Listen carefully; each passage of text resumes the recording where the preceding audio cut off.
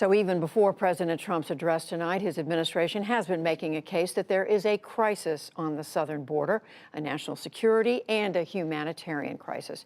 Vice President Mike Pence spoke to reporters yesterday alongside Homeland Security Secretary Kirstjen Nielsen. She said the crisis is getting worse. NewsHour's Amna Nawaz is here with a look at the facts. Amna, you've been looking at this in depth.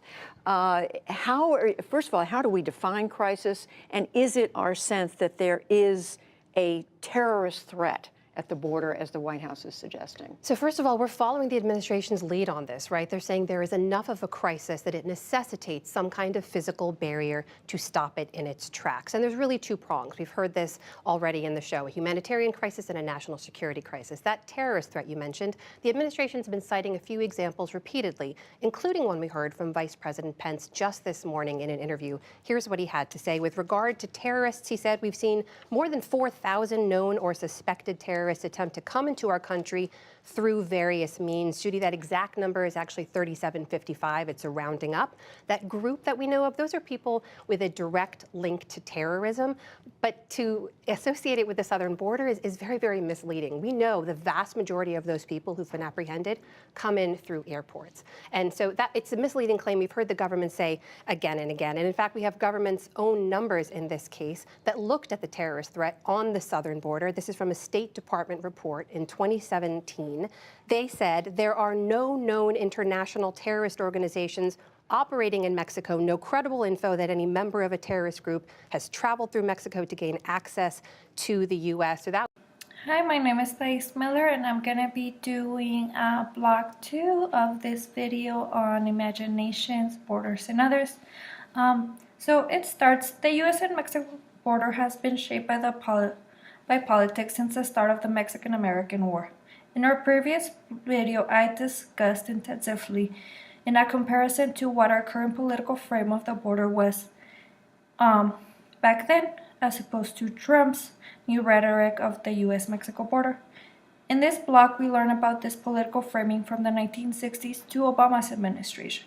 And one thing can be said, although Donald Trump can be seen as the biggest force for politicizing the border in the reading Imagine Communities by Benedict Anderson, it is evident that after Vietnam War and the Operation Hold the Gate, criminalizing tactics were utilized by the following presidents. From Nixon and the war on drugs, we see a major connection to border enforcement and the DEA.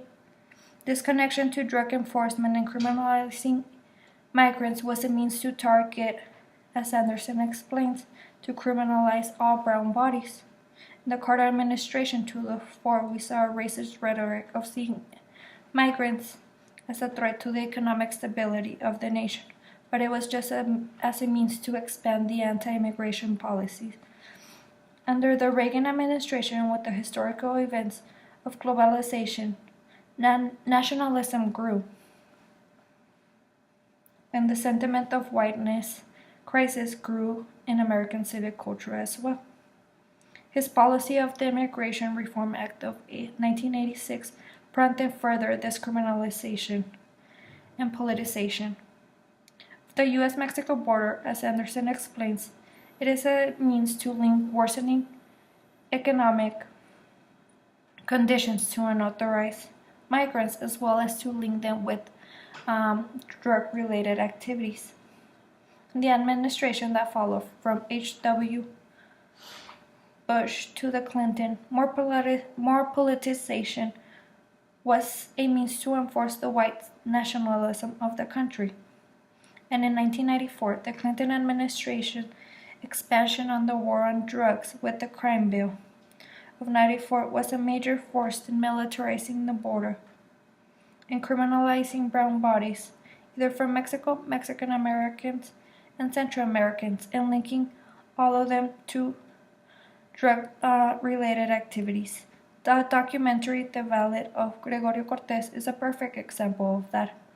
Also, in the documentary Who is Diana Cristal, we see the tactic of Clinton's administration to deter immigration through safe points of entry to the most unsafest point, which is the Arizona desert. In the film, it is accounted that at the time when it was released, 2013, over 2,000 unidentified dead bodies were found. Also, in an excerpt that I'm about to show you from 5 years ago, sees the same alteration of a young man being shot in Arizona for being close to the border. This is Democracy Now! I'm Amy Goodman with Juan Gonzalez. We turn now to Tucson, Arizona, where last week a jury found Border Patrol agent Lonnie Swartz not guilty of involuntary manslaughter for shooting and killing 16-year-old Jose Elena Rodriguez through the U.S.-Mexico border fence in 2012. The jury had a hung decision on whether to bring a charge of voluntary manslaughter, leaving it unclear whether prosecutors will seek to try Swartz a third time. A previous jury acquitted Swartz on murder charges, but deadlocked on lesser manslaughter charges. Also, in current news, about 4 months ago, in a video from Democracy Now! A news organization that is very progressive, they spoke about a migrant organization, migrant relief organization, and its members being charged and actually put in jail for 5 years for aiding the migrants across the desert by providing gallons of water, that's just incredible. I've seen videos of Border Patrol just kicking the water gallons, and to just think of all the documentaries and the journey, the exodus that they have to cross is just heartbreaking. Like, we cannot help others in this nation. In the last part of this blog, I will take it to current events that are from a couple of months ago to wrap up where the Clinton administration linked to the DEA, to Border Patrol, and George Bush's wall along the southwestern Mexican border in 2006, as well as Obama's massive deportation, have gotten us to Trump.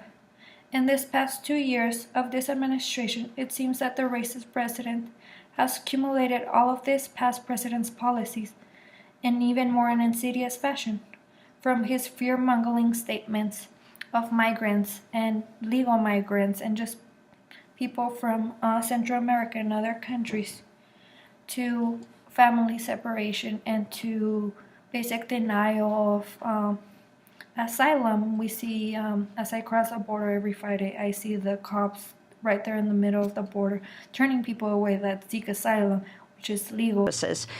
Erica, thanks so much for joining us from West Virginia. Can you talk about what the bill that is about to be signed and then President Trump's threat?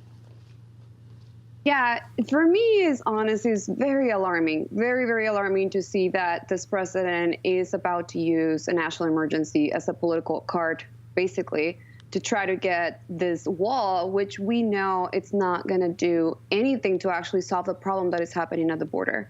The problem that's happening at the border, it's been said over and over again that is humanitarian.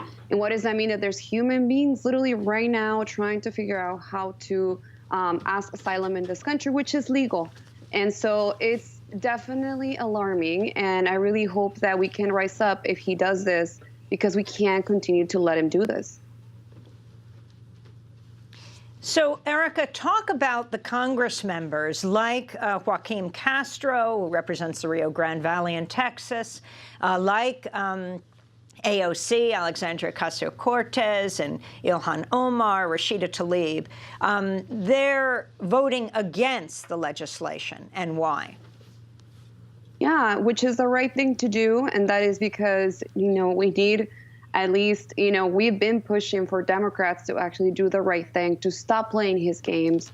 He's been, using this. He's been using this basically for political purposes. We saw when the elections were happening in 2018, where all of a sudden the caravan was this huge threat, and then the elections are over and there's nothing else about the caravan coming out of Trump's mouth, right after November. And so we have seen that this is a political stunt.